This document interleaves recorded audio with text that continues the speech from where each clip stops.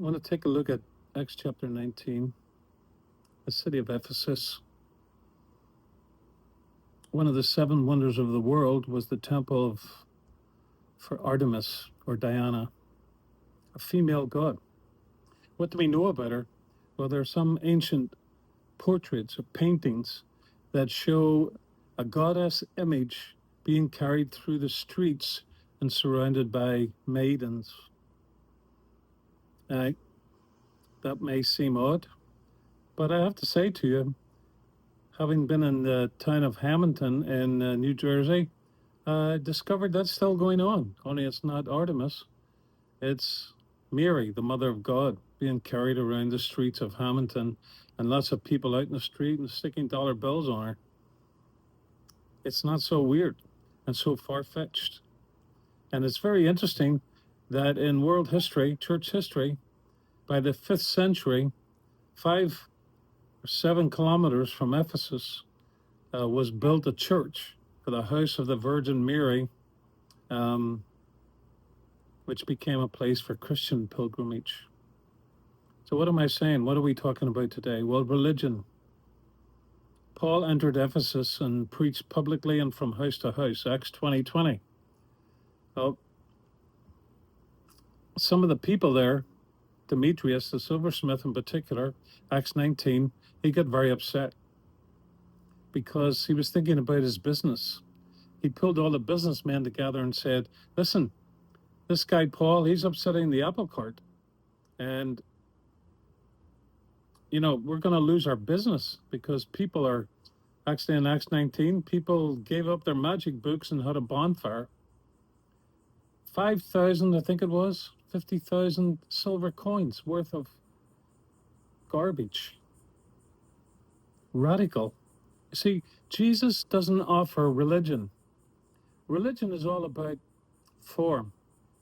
People making shrines, little trinkets and amulets, things you can hang around your neck, things you can stick in your ear, things you can set up in a shrine in your home, whatever, so as you can control your God.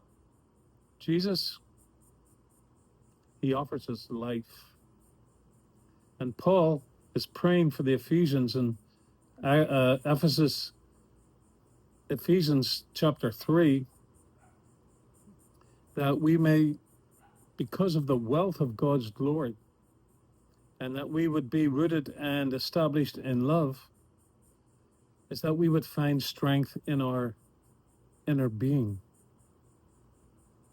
So religion is outward focused.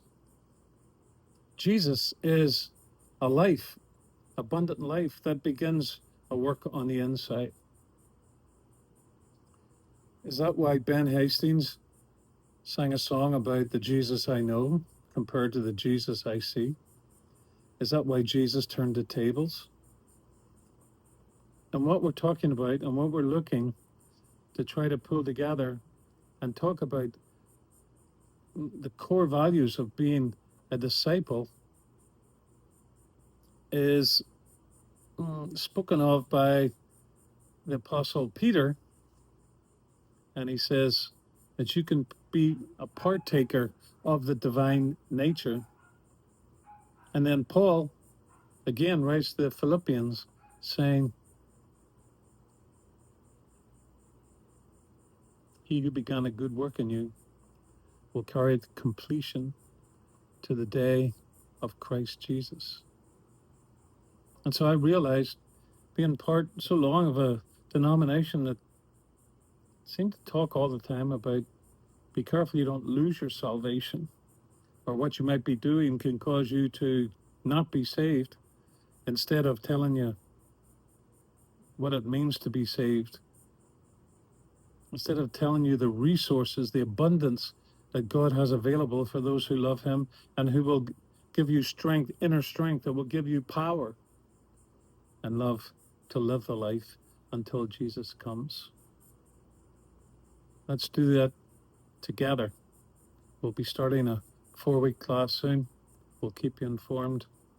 Text if you want information. Thanks for listening.